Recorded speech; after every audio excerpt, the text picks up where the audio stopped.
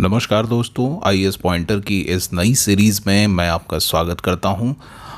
आज से हम प्रीलिम्स पॉइंटर के नाम से एक नई सीरीज़ शुरू करेंगे जिसमें हम polity, economy, art and culture, ancient history, modern history और इकोलॉजी एंड एनवायरनमेंट से रिलेटेड कुछ क्वेश्चंस को इंक्लूड करेंगे जो एग्ज़ाम के पॉइंट ऑफ व्यू से काफ़ी इंपॉर्टेंट साबित हो सकते हैं।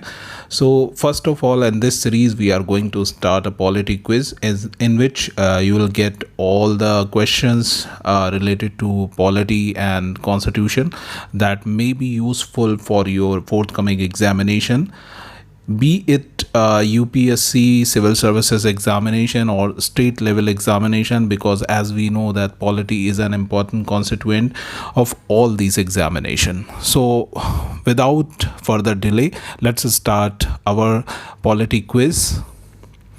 The first question is that on which of the following basis the seats are reserved for the SCs and STs in Lok Sabha and State Legislative Assembly? इस question को मैं हिंदी में भी आपको बता देता हूँ कि किस आधार पर SC और ST के लिए लोकसभा या स्टेट लेजिस्लेटिव असेंबली यानी राज्य विधानसभाओं में जो सीट्स होती हैं वो रिज़र्व होती हैं या आरक्षित होती हैं। तो इसमें से कौन सी बेसिस सही है? ए ऑप्शन है एरिया यानी क्षेत्रफल, बी ऑप्शन है पॉपुलेशन यानी जनसंख्या, सी ऑप्शन है जेंडर यानी लिंग और डी ऑप्शन है लोकेलिटी यानी जो आपका स्थान है उस पर्टिकुलर लोकेलिटी के corresponding. So you have to give your answer in the comment section.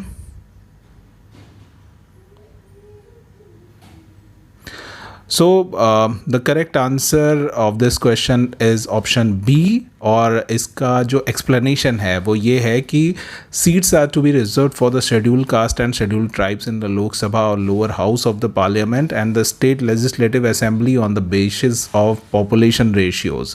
यानी कि ये जो सीट्स रिजर्व की जाती हैं वो पॉपुलेशन बेसिस पे रिजर्व की जाती हैं। Previously it was allocated on the basis of 1971 census and soon it will be revised based on new census or forthcoming census of population. So the correct answer would be B, यानी कि इसका जो सही उत्तर होगा वो B होगा। और इसका जो एक्सप्लेनेशन है वो मैंने आपको बता दिया कि शेड्यूल कास्ट यानी जो अनुसूचित जाति और अनुसूचित जनजातियों के लिए स्थान होते हैं लोकसभा में या फिर आपके राज्य विधानसभाओं में, उनका जो निर्धारित करने का आधार होता है वो आपका जनसंख्या होता है। Let's come to next question. Who is the final interpreter of the provisions of the Constitution of India and the State Legislative Assembly?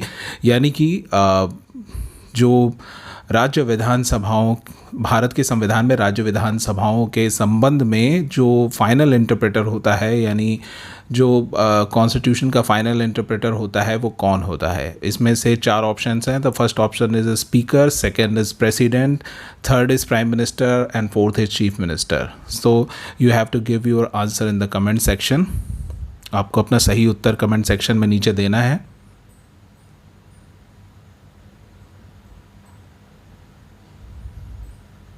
So let's come to the answer. The right answer is answer A. The right answer is option A, that is speaker, या फिर जो लोकसभा का speaker होता है वो final interpreter होता है। तो जो speaker of state legislative assembly होता है या फिर लोकसभा के भी संदर्भ में यही बात कही जा सकती है, वो होता है आपके कॉन्स्टिट्यूशन ऑफ इंडिया का फाइनल इंटरप्रेटर। और इसके अलावा rules of procedure and conduct of business of the assembly भी उसके ही द्वारा उसके संबंध में रूल्स बनाए जाते हैं और उन रूल्स को एक तरीके से इम्प्लीमेंट किया जाता है।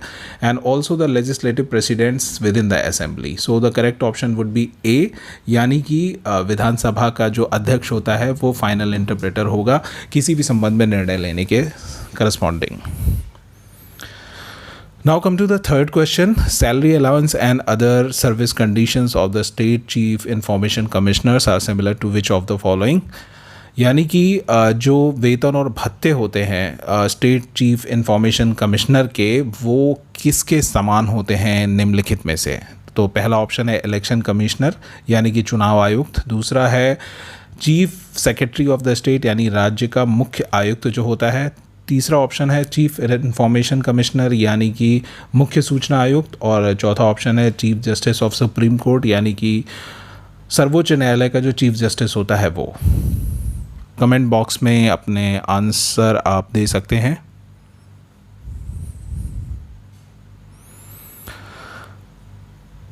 सो the correct answer is A, और इसका जो एक्सप्लेनेशन है वो ये है कि salary allowance and other services condition of the state chief information commissioner are similar to election commissioner of India, यानी कि जो वेतन भत्ते और बाकी सेवा की जो शर्तें होती हैं वो आपकी जो है वो स्टेट चीफ इंफॉर्मेशन कमिश्नर के समान होती हैं, इलेक्शन कमिश्नर ऑफ इंडिया के समान होती हैं। ठीक है, तो इसका आंसर होगा ए, यानी कि जो चीफ इंफॉर्मेशन कमिश्नर होता है उसकी जो सैलरी और अलाउंस और अदर सर्विसेज कंडीशंस होती हैं वो इलेक्शन कमिश्नर यानी चुनाव आयुक्त जो भारत का होता है उसके बराबर होती है।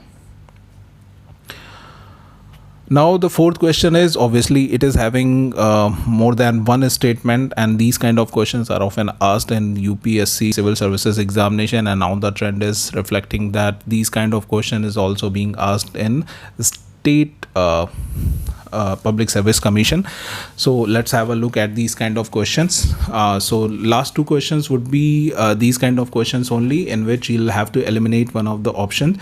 So by eliminating one of the option you can easily guess the answers of such kind of questions. So the fourth question is that consider the following statements. इनमें से निम्नलिखित कथनों पर विचार करें।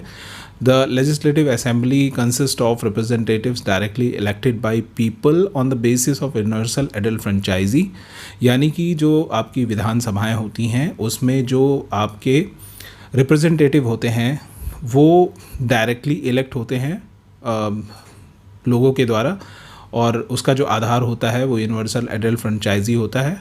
दूसरा ऑप्शन है its maximum strength is fixed at 500 and minimum strength eight 60। अब आपको इसमें से बताना है कि कौन सा कथन या कौन से स्टेटमेंट्स करेक्ट हैं। तो पहला ऑप्शन है केवल पहला कथन सही है, दूसरा ऑप्शन है केवल दूसरा कथन सही है, तीसरा ऑप्शन है दोनों कथन सही हैं, चौथा ऑप्शन है ना तो पहला कथन सही है ना तो दूसरा कथन सही है। तो let's wait for 10 seconds so that you can give the answer of this question.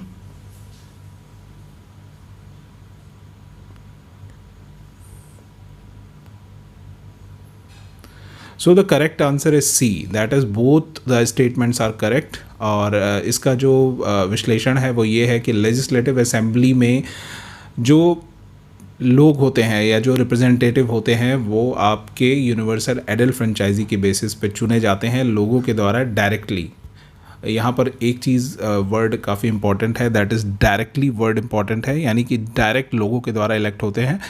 और इसकी जो मैक्सिमम स्ट्रेंथ होती है यानी इसकी जो अधिकतम संख्या होती है वो 500 होती है, और न्यूनतम संख्या जो होती है वो 60 होती है। यानी कि इसमें ये जो संख्या है वो फिक्स रखी गई है, यानी कि जो मैक्सिमम होंगे नंबर वो 500 होंगे और मिनिमम जो होंगे वो 60 होंगे। Coming to the next question, consider the following statements. निम्न कथनों पर विचार करें। The constitution provides the abolition और creation of legislative councils in the states, यानी कि संविधान जो है वो आपके जो विधान परिषद हैं राज्यों में उनकी निर्माण या उनको भंग किए जाने के संबंध में आपके शर्तें देता है, या फिर आप वो एक तरीके से संविधान में मेंशन्ड है। दूसरा कथन है, दूसरा स्टेटमेंट है such a specific resolution must be pass by the state assembly by a simple majority. और इस तरीके के रेजोल्यूशन को पास करने के लिए जो स्टेट असेंबली है या राज्य विधानसभाएं हैं वो साधारण बहुमत के द्वारा इस तरीके के रेजोल्यूशन को पास कर सकती हैं। तो अब इन दोनों स्टेटमेंट्स को देख के आपको ये बताना है कि इन ऑप्शंस में से कौन सा ऑप्शन या विकल्प सही है, यानी कि पहला, दूसरा, दोनों, या इनमें से कोई नहीं। Let's wait for 10 seconds so that you could answer in comment box.